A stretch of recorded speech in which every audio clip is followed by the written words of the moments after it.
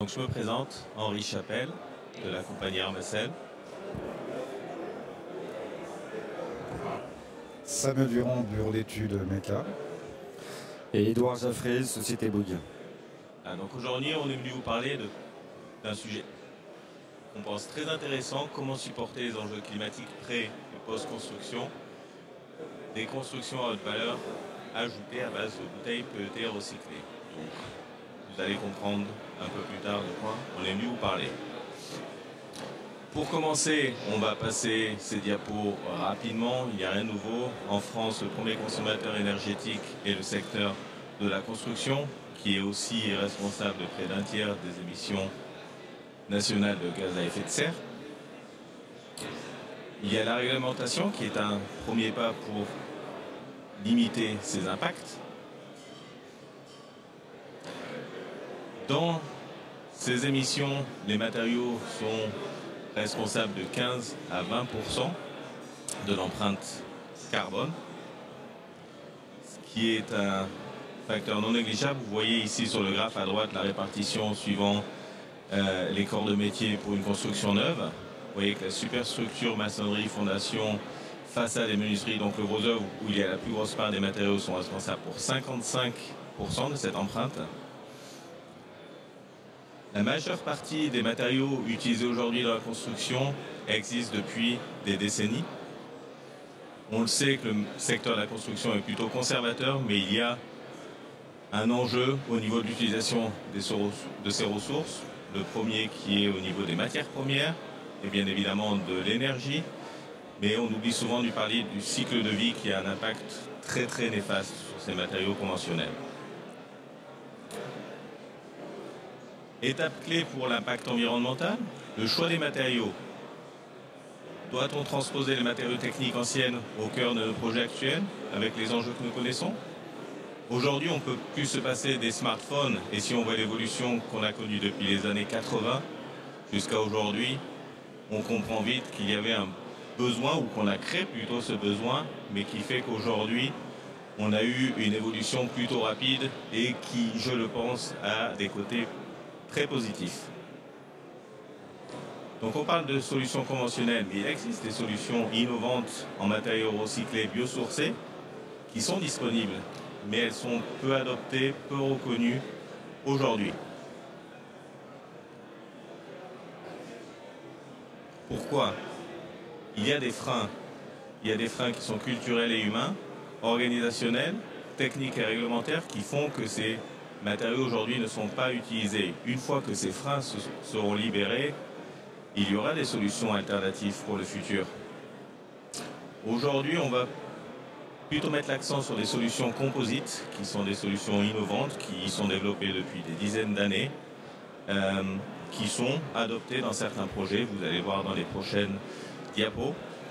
Certains projets, comme celui que vous voyez en bas à droite, qui est la maison de Monsanto à Disney aux États-Unis, a été développé dans les années 50, fin des années 50, début des années 60, et existe toujours aujourd'hui. Il y a de nombreux projets comme ça, qui étaient à leur époque un peu futuristes, mais qui ont prouvé la durée dans le temps et la qualité des matériaux composites. Ces matériaux-là sont des solutions innovantes, comme nous l'avons déjà dit, mais qui sont dans l'air du temps et qui sont souvent plus économiques, malgré les préjugés qu'on peut avoir. En termes de durabilité, déjà, ils n'ont pas de dégradation atmosphérique. Ils ont une durée dans le temps qui est beaucoup plus longue que certains matériaux. Il n'y a pas de corrosion. Liberté de design, vous voyez ces graphes qui font une comparaison entre différents matériaux conventionnels, la légèreté par rapport à la liberté de conception ou les exigences de conception par rapport aux exigences structurelles. On voit toujours que le composite dépasse les matériaux conventionnels tels que l'acier, l'aluminium, le bois ou le béton. Ils sont plus légers, qui veut dire plus léger, veut dire des moyens de manutention plus faibles, des efforts sur la façade ou sur les descentes de charge beaucoup plus bas, qui ont un impact sur toute la structure du bâtiment. Développement durable, possibilité d'utiliser des matériaux recyclés, des matériaux biosourcés, qui amène également différentes fonctions, qui amène une meilleure isolation dans le temps. Et pour terminer, facilité de fabrication, d'installation, tout ce qui est hors site, facilité d'installation sur site pour maintenir les délais, pas sujet aux intempéries, installation de plus grandes pièces. Tout ça font que ces matériaux aujourd'hui répondent à beaucoup de problématiques du secteur. Je laisse la parole à Samuel. Oui, merci Henri. Donc Samuel Durand, je donne le point de vue d'un bureau d'études qui est spécialisé dans la conception à partir de ces matériaux composites. Et on va plutôt prendre des exemples pour illustrer, on va dire, ce qu'on peut atteindre. La première optimisation qu'on cherche à réaliser, en fait, c'est dans l'économie de matière. Moins on utilise de matière, tout ce qui est sauvé dès la conception. Bien après, on va dire, on va faire le bilan carbone, mais moins on utilise de matière, plus on se rapproche d'un objectif vertueux. On va utiliser les technologies qui sont connues depuis pas mal d'années, les technologies de structure sandwich. Une mousse, on va dire, à l'intérieur, qu'on appelle une lame, type mousse Armacel, et des parements, des pots qui sont réalisés en fibres de verre, de carbone avec des résines. On va déjà, par exemple, dans le cadre des toitures des gares HHR en Arabie Saoudite, sur lesquelles nous avons travaillé conjointement, on part déjà d'une base assez légère, 40 kg par mètre carré à l'origine. Mais ce n'est pas seulement suffisant. On va aussi utiliser la capacité des matériaux composites à être orientés dans le sens des efforts, dans le sens où ils travaillent le mieux. Et cette deuxième partie d'optimisation va nous faire chuter de 40 à 25 kg au mètre carré en optimisation. Et là encore, ce sont des performances qui permettent de sauver la matière, tout simplement de ne pas l'utiliser. On est dans le cas des toitures HHR avec des mousses qui ont une épaisseur de 200 mm, 20 cm, qui sont d'une part structurelles, mais aussi thermiquement font la performance thermique de la toiture. Tout équipé, on arrive à 50 kg au mètre carré pour des panneaux qui font 200 mètres carrés de surface couverte, autoportants, sans structure supplémentaire, on va dire, sauf les poteaux sur lesquels ils viennent se poser.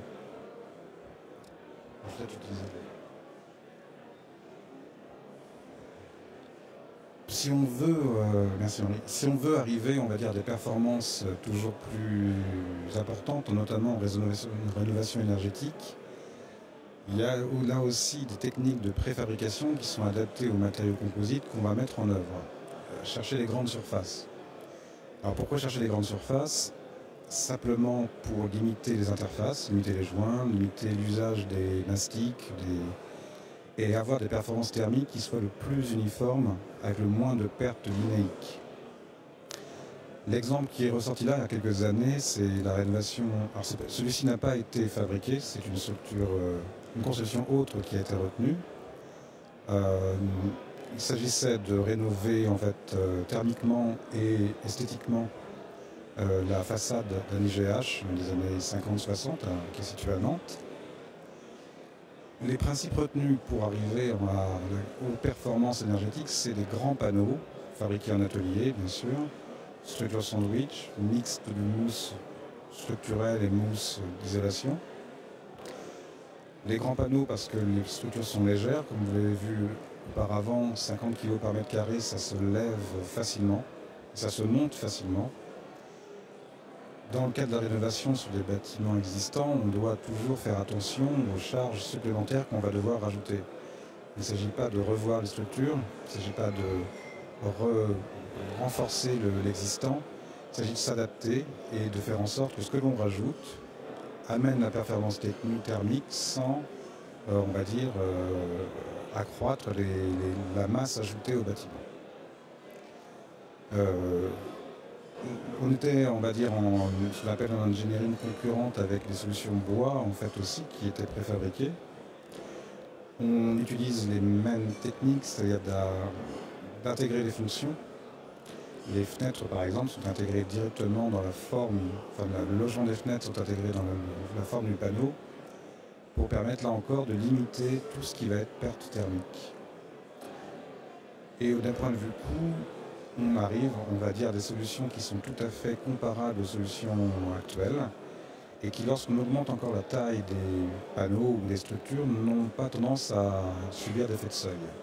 Ça, c'est intéressant pour le bâtiment, car on n'a pas, on va dire, du coup, on a une liberté de conception qui est beaucoup plus importante.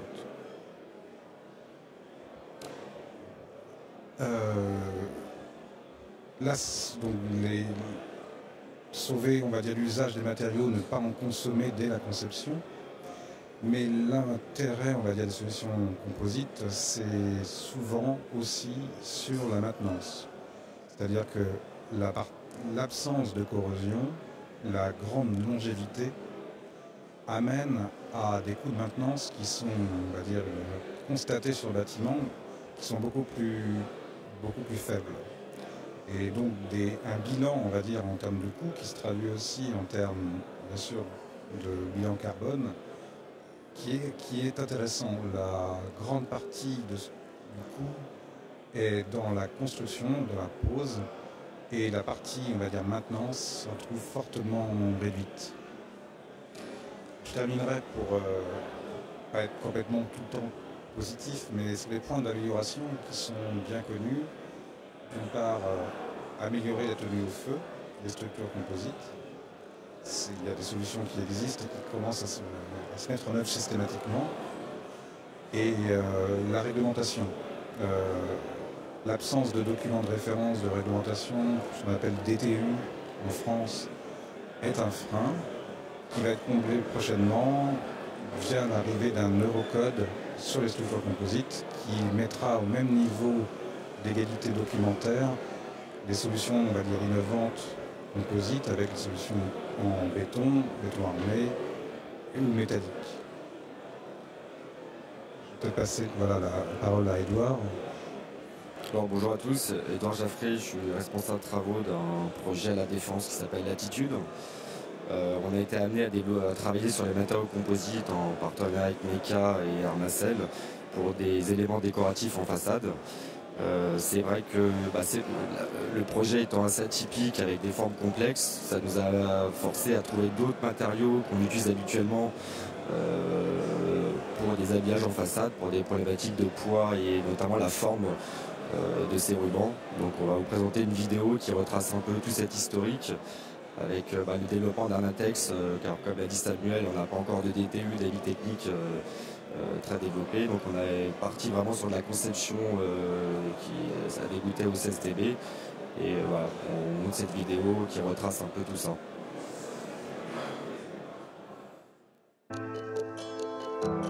Au départ, c'est un immeuble des années 70 aux façades en béton architectonique. Une barre de béton bordée par une voie ferrée et le boulevard circulaire.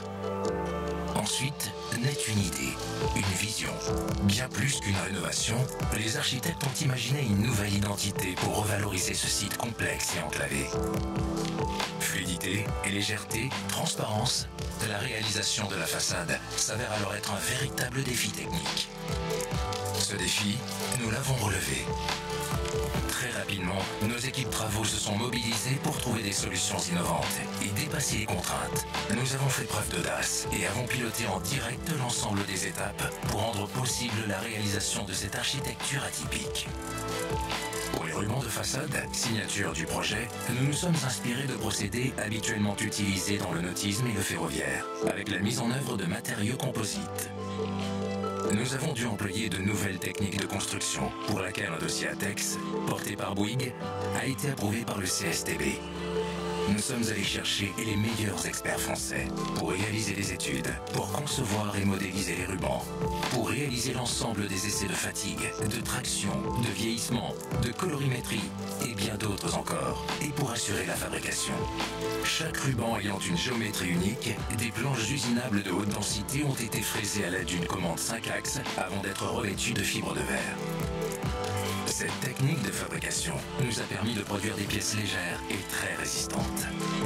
D'autres techniques ont été employées, telles que l'infusion et la stratification au contact avec polymérisation par post-cuisson. Et enfin, nous avons organisé la logistique et la pose de l'ensemble des pièces. Cet esprit entrepreneurial nous a permis de fédérer l'ensemble de nos partenaires pour travailler de concert à la réussite de cette expérimentation et de ce challenge technique. Notre engagement, notre capacité à innover et à trouver des solutions sont les éléments fondateurs de la relation étroite qui nous lie à nos clients. Cela fait de nous le partenaire de confiance pour la réussite des projets ambitieux.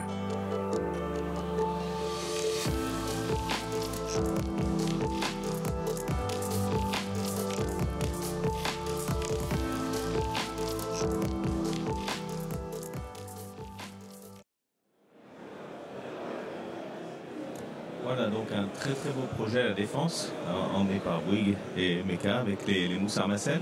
Moi je souhaiterais vous parler d'un autre projet qui a pris place en Nouvelle-Écosse au Canada, d'une maison modulaire passive d'environ 180 mètres carrés, dont la structure a été faite avec les mousses Armacel PET, donc à base de PET 100% recyclé.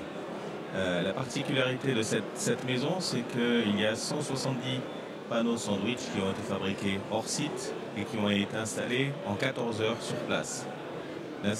La fabrication, la construction de cette maison a pris en tout et pour tout 2 à 3 semaines avec les corps d'état secondaires. Et cette maison-là n'a pas eu besoin de chauffage pour, je crois, 8 mois sur 12. Donc on est sur pour la région, on est sur quelque chose de très fonctionnel, on va dire. 612 000 bouteilles, donc quand on parle de bouteilles, ici on parle de bouteilles de 1 litre, les bouteilles PET classiques, comme une bouteille de Perrier par exemple, ont été réutilisées pour cette construction, donc pour la partie structurelle des panneaux, mais aussi pour amener l'isolation, puisque les mousses PET ont des caractéristiques isolantes très intéressantes. Une particularité de cette maison, c'est qu'elle a répondu, et puis c'est d'actualité avec ce qu'on a connu récemment à Nouvelle-Orléans, a répondu au test ouragan aux États-Unis, donc à des vents de plus de 500 km/h. Et c'est un des seuls panneaux les dernières années qui a répondu à ce test, un test classe 4 ou 5 si ma mémoire est bonne. Il y a plusieurs bâtiments qui sont développés sur ce concept au Canada. On parle de maisons d'urgence pour des réfugiés, on parle d'abris, on parle de maisons modulaires. C'est un concept qui est développé à travers le monde. En Australie, en Asie, il y a toujours ce problème de qu'est-ce qu'on fait avec les bouteilles PET, où est-ce qu'on peut les recycler. Mais ici, on peut en faire des maisons avec des caractéristiques très performantes. Pour terminer, c'est un produit qu'on a développé récemment chez Armacel, une mousse toujours à base de matière PET, à 100% de matière PET recyclée, des bouteilles post-consommation, qui peut remplacer les mousses polymères standards utilisées dans l'isolation des bâtiments depuis des décennies, à savoir les mousses polyuréthane ou le polystyrène extrudé. L'avantage des mousses PET, c'est qu'elles sont robustes, elles sont très manipulables, permettent des installations rapides. Stabilité thermique unique sur le très long terme, il n'y a pas de vieillissement du lambda, pas de dégradation due à l'humidité, ni aux rongeurs ni aux insectes. Pour isoler 5 à 10 mètres carrés, on utilise 1 mètre cube, ce qui équivaut à 1600 bouteilles post-consommation recyclées, ce qui équivaut à une résistance thermique de 35 mètres carrés par watt Kelvin, et qui correspond à entre 25 et 50 kg d'émissions de CO2 évitées par rapport aux solutions conventionnelles. Je pense que ces chiffres sont assez parlants. On peut échanger plus en détail sur le stand 22 si vous le souhaitez après cette conférence. Le marquage CE pour ces mousses est en cours et on a également une déclaration environnementale du produit qui va arriver dans les semaines à venir. Pour terminer, le futur nous appartient, nous pouvons le construire à notre idée tout en agissant effectivement pour l'environnement. Je crois que c'est un petit peu l'objet d'une conférence comme Energy Meeting aujourd'hui, et il y a des solutions qui existent, à nous de les adopter. Nous allons continuer avec des questions, si vous en avez.